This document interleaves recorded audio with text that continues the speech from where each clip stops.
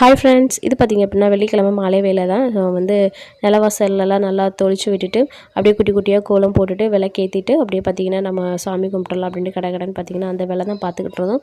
வெள்ளிக்கிழமை அப்படின்னாலே நமக்கு வந்து ஒரு புது எனர்ஜியாக தான் நமக்குள்ளே உடம்புக்குள்ளே வந்துடும்.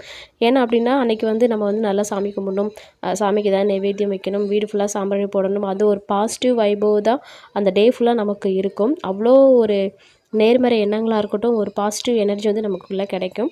ஸோ அன்றைக்கி சூப்பராக பார்த்திங்கன்னா சாம்பிராணியெல்லாம் போட்டுவிட்டு சாமி முன்னாடி கோலம்லாம் போட்டு ரொம்ப அழகாக தீபம் ஏற்றிட்டு, ஸோ வெள்ளிக்கிழமை அப்படின்றனால நம்ம நாணயங்கள் வச்சு லக்ஷ்மி போற்றி சொல்லி சிம்பிளான முறையில் பார்த்திங்கன்னா பூஜை பண்ணியிருந்தேன். ஸோ வெள்ளிக்கிழமை பார்த்திங்க அப்படின்னா மகாலட்சுமி உகந்த நாள். ஸோ அன்றைக்கி நம்ம மகாலட்சுமி தாயாரை வந்து நல்லபடியாக வணங்கணும் அப்படின்னா ஸோ நமக்குமே நல்லதே நடக்கும்.